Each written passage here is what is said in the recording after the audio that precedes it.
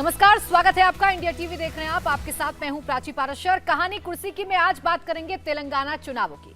प्रधानमंत्री नरेंद्र मोदी 3 दिन के तेलंगाना दौरे पर हैं। प्रधानमंत्री ने आज तिरुपति बालाजी के दरबार वो पहुंचे। पीएम ने आज तिरुमला मंदिर में भगवान वेंकटेश्वर की पूरे विधि विधान से पूजा अर्चना की। मोदी तिरुपति बालाजी के दर्शन करने के बाद वापस चुनावी रैलियों में जुट गए हैं। आज मोदी के 2 रैली, एक रोड शो समेत कुल 6 कार्यक्रम होने हैं। महबूबाबाद और करीमनगर में जनसभाओं को संबोधित करेंगे। इसके बाद शाम 5 बजे हैदराबाद में मेगा रोड शो करेंगे। देर शाम गुरुद्वारा जाएंगे और फिर आज रात कोटी दीपोत्सव में भी शामिल होंगे प्रधानमंत्री नरेंद्र मोदी। तो तेलंगाना में 30 नवंबर को मतदान होना है और मतदान से ठीक पहले अब एक बार फिर से मोदी के नाम पर चुनाव करवाने की कोशिश भारतीय जनता पार्टी कर रही है। पीएम मोदी धुआंधार प्रचार प्रसार कर रहे हैं। इन प्रचार प्रसार का कितना फायदा बीजेपी को इन चुनावों में पहुंचेगा? क्या बीजेपी अपनी एक सीट से आगे निकलकर कुछ और सीटों का इजाफा कर पाएगी या फिर यहां बीजेपी को नुकसान उठाना पड़ सकता है? इसी पर करेंगे चर्चा। खास मेहमान हमारे साथ स्टूडियो में है समीर चौगावकर, सीनियर जर्नलिस्ट हमारे साथ हैं, हर्षवर्धन त्रिपाठी सीनियर जर्नलिस्ट और राहुल महाजन सीनियर जर्नलिस्ट। आप तीनों का बहुत बहुत स्वागत है। हर्षवर्धन त्रिपाठी जी, आप ही के साथ शुरुआत कर रही हूँ। 30 नवंबर को मतदान होना है और पीएम ताबड़तोड़ चुनावी रैलियां कर रहे हैं। आज के दिन उनके 6 कार्यक्रम हैं। शुरुआत मंदिर जाने से हुई। ये कितना फायदा बीजेपी को पहुंचाएगा?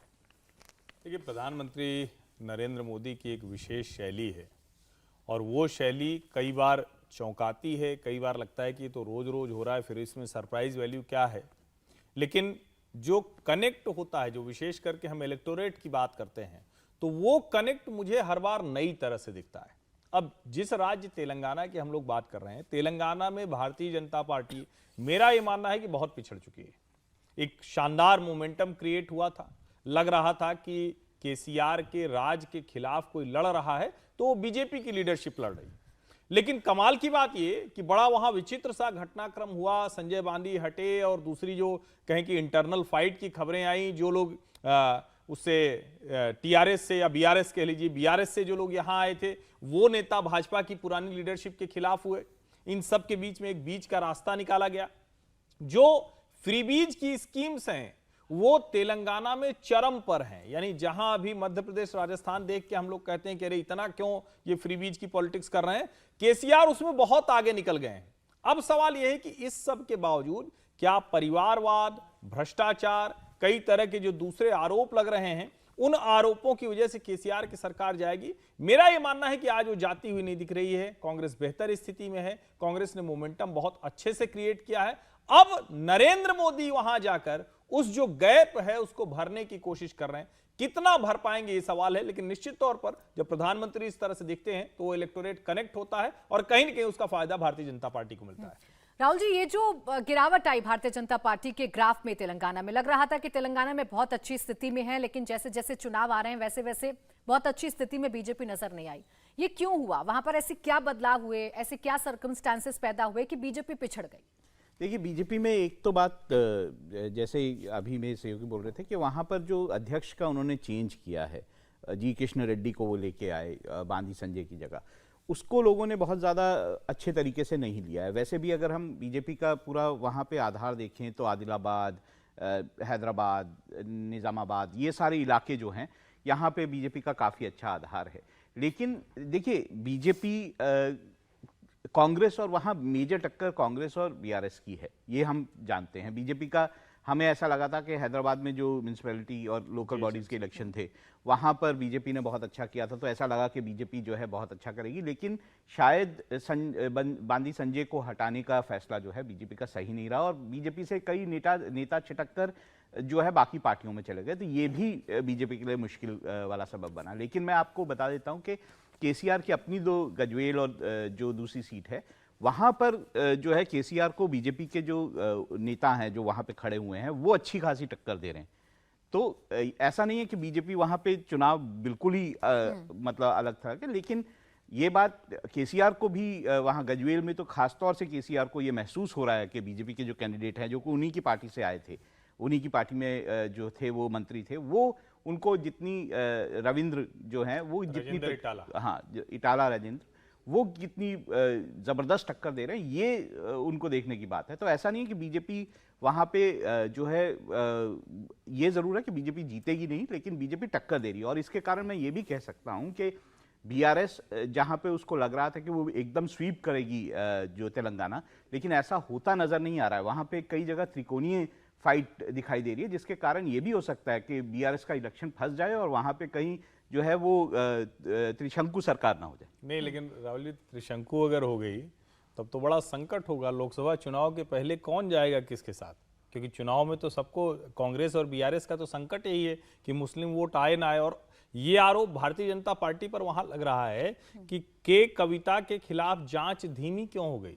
जो लिकर स्कैम में जिसको कहा जा रहा था कि भाई दिल्ली की वो साउथ लॉबी है, दो लॉबी की बात की जाती थी, एक पंजाब लॉबी एक साउथ लॉबी, तो साउथ लॉबी वाले जो कनेक्शन थे जिसमें बाकायदा गिरफ्तारियां हुई हैं, तो उसके बाद के कविता के खिलाफ जांच धीमी क्यों हुई? अगर भ्रष्टाचार का मामला था, अगर वही शराब नीति, वही शराब सिंडिकेट था, तो के कविता से पूछताछ क्यों नहीं हुई जो केसीआर की पत्नी बेटी हैं? और ये कई बार कहा जाता है कि भारतीय जनता पार्टी ने कहीं कोई एक, जिसको कहते हैं ना कि चलो बड़ा दुश्मन छोटा दुश्मन कर लेते हैं, तो बड़ा वाला दुश्मन कांग्रेस है, तो छोटे वाले दुश्मन के खिलाफ थोड़ा नरम हो जाते हैं। आप वही बातें बोल रहे हैं जो वहां पर जो है तेलंगाना में विपक्षी दल भी आगे उठा रहे हैं कि कहीं ना कहीं बीआरएस जो है वो बीजेपी के गठबंधन तो नहीं है। एक और खास बात मैं बोलूंगा कि वहां पर जो पूरा चुनाव इस वक्त चल रहा है वो मुस्लिम तुष्टीकरण और ओबीसी जो है तुष्टीकरण के साथ चल रहा है। बीजेपी कोशिश कर रही है कि किस तरह से ओबीसी जो वोट है, जो एक बड़ा वोट है, 50% का वोट लगभग है, वो उनके साथ आ जाए। और ये बीआरएस और कांग्रेस दोनों ही मुस्लिम जो समुदाय है, लगभग 13% का वोट बैंक है,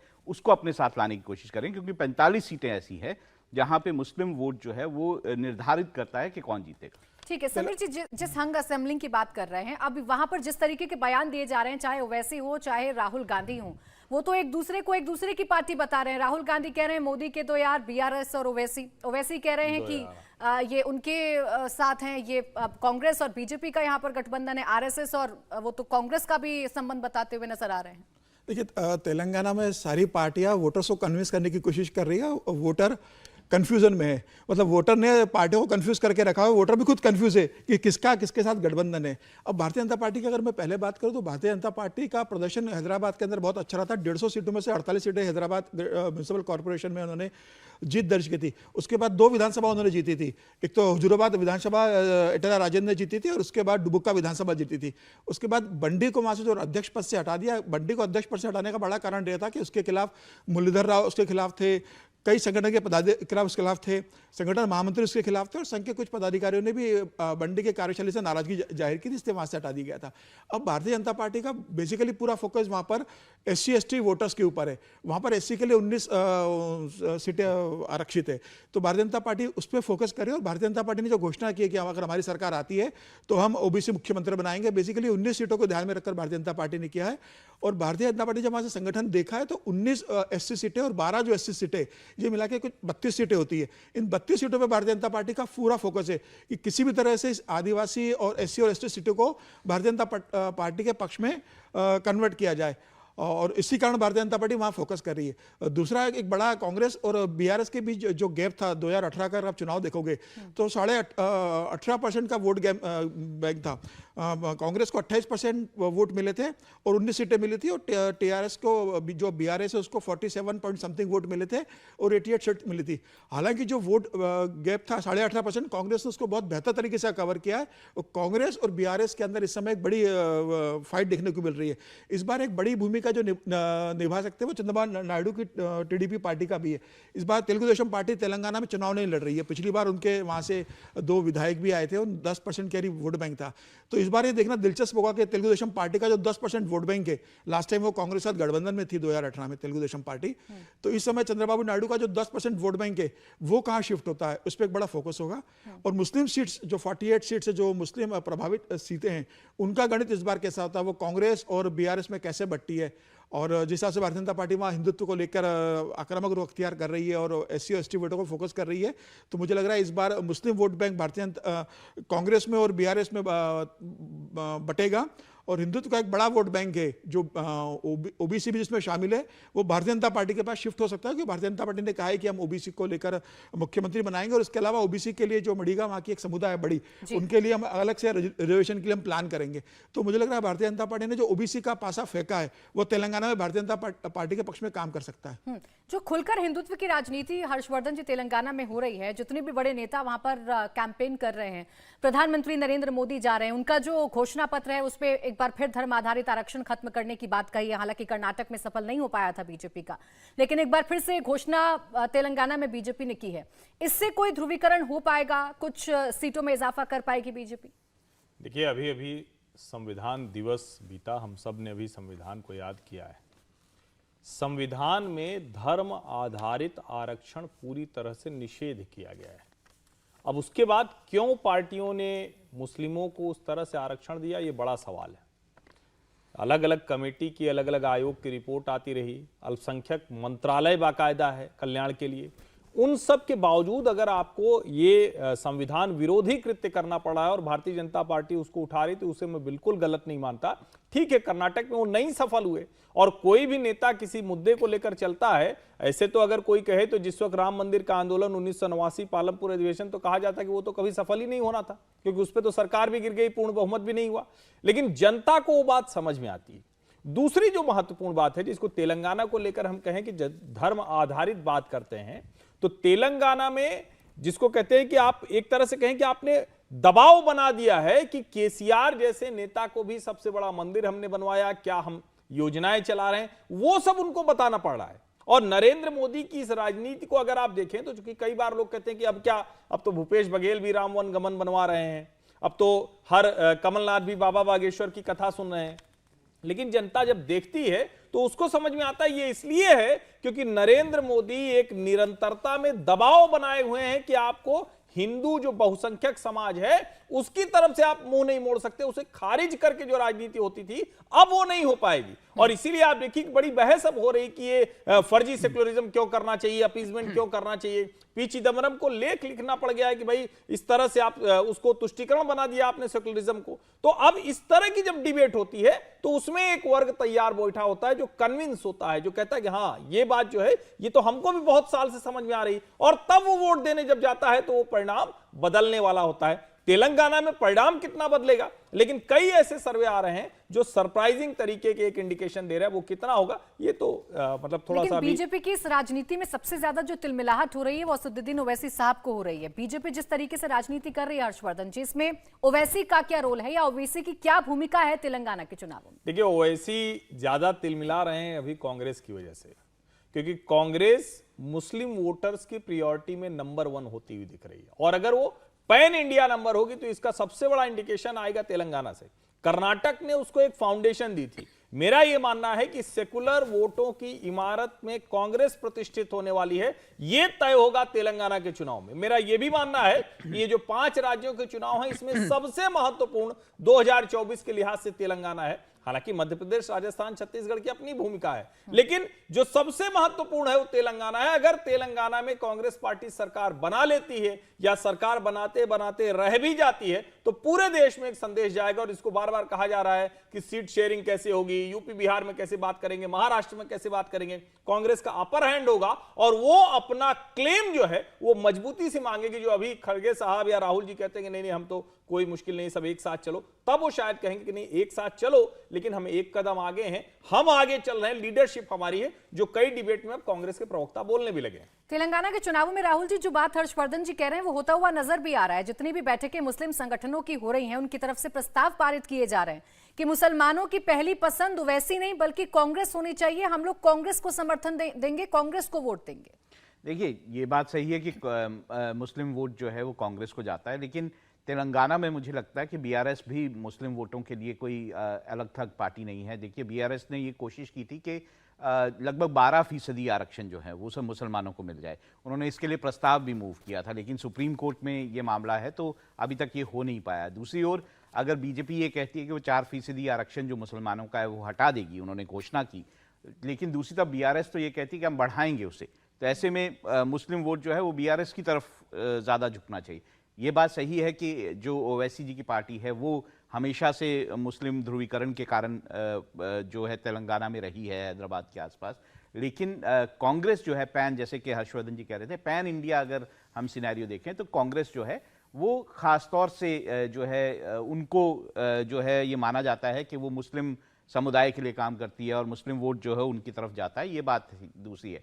लेकिन कई मुद्दे हैं देखिए तेलंगाना में, जो कि जैसे मैंने कहा कि जब मैं ये कह रहा हूँ कि वो चुनाव फंस सकता है, वो त्रिशंकु हो सकता है, तो उसके कारण कई सारे मुद्दे हैं। जैसे धारिणी स्कीम एक तेलंगाना में चलती है, जो कि लैंड एक उन्होंने कंपोजिट स्कीम बनाई है, जो भी लैंड का लेन देन होता है, जो भी उसके जो डॉक्यूमेंट्स होते हैं वो उस पर लोड किए जाते हैं। इस स्कीम को लेकर वहाँ पर जो ग्रामीण समुदाय है उसमें बहुत ज़्यादा रोष है। वो स्कीम ठीक से चल नहीं रही है, वहाँ पे किसी का नाम किसी के ज़मीन के कागज़ों पे चढ़ जा रहा है, किसी जगह चढ़ नहीं रहा है, तो वहाँ लेकर लोग लगातार ऑफिसों के चक्कर काट रहे हैं और उसको लेकर ये बहुत ज़्यादा प्रॉब्लम है। दूसरा, रायतू बंधु की अगर हम बात करें, अभी ये इलेक्शन कमीशन का फैसला हुआ है कि उसका जो पैसा जाना था उस पर इलेक्शन कमीशन ने रोक लगा दी है। वो अभी जाना था 2 दिन पहले चुनाव से जो है डिस्ट्रीब्यूट होना था, उस पर रोक लगा दी। तो कई सारे ऐसे फैक्टर्स हैं, स्कीम्स हैं, जिसको लेकर जो है वहाँ के चुनाव में लोग जो हैं या तो इस एक पार्टी को या दूसरी पार्टी को वोट करने जा रहे हैं।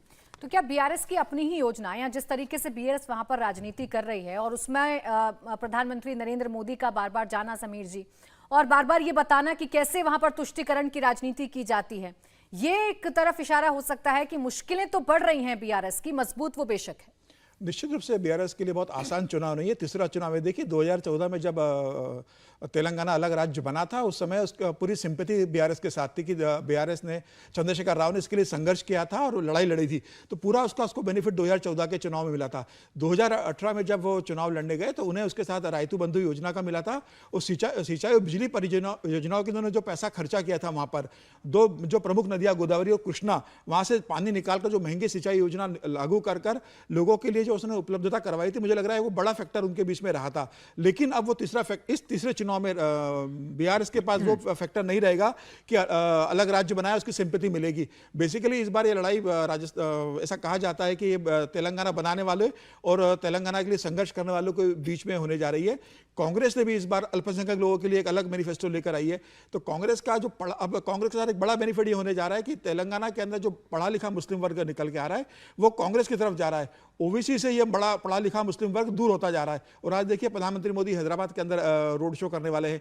हैदराबाद के अंदर ओबीसी की सबसे बड़ी दिक्कत यही है कि उनका जो मुस्लिम का बड़ा वोट बैंक है वो कांग्रेस में शिफ्ट हो रहा है, और हिंदुत्व का एक बड़ा वोट बैंक प्रधानमंत्री मोदी और अमित शाह जी के कारण और भारतीय जनता पार्टी के संगठन के कारण भाजपा की तरफ जा रहा है।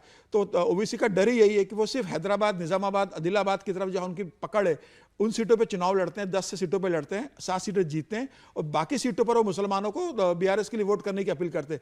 लेकिन इस बार ये बड़ा वोट बैंक कांग्रेस के पास भी जा रहा है। एक यह बड़ी चिंता बीआरएस के लिए भी है और ओवैसी के लिए। बीआरएस के लिए तीसरी बड़ी चिंता का कारण वहाँ पर संघ के स्वयंसेवकों का जमीनी स्तर पर जिस हिसाब से उन्होंने काम किया है, और लगातार ओबीसी के भी संघ ने जो भारतीय जनता पार्टी के कैडर ने अपना आधारभूत बढ़ाया है। मुझे लग रहा है ये जो बड़ा वोट बैंक ओबीसी बीआरएस के साथ जुड़ा हुआ था, वो इस बार एक तो मुख्यमंत्री बीआरएस भारतीय जनता पार्टी ने घोषणा की कि मुख्यमंत्री हम ओबीसी बनाएंगे, इसके कारण, और OBC ticket Bharatiya Janata party ने इस बार 35 के करीब ओबीसी टिकट दिए। वही आप देखोगे अगर तो बीआरएस और कांग्रेस ने 32 लोगों को दिया है। बीजेपी की तो वैसे देखा तो 40 ओबीसी कैंडिडेट है। दिलचस्प चुनाव है इस बार का तेलंगाना का भी। और देखिए सवाल यही कि क्या इस बार तेलंगाना चुनाव में ओवैसी के शहर में हिंदुत्व की लहर है।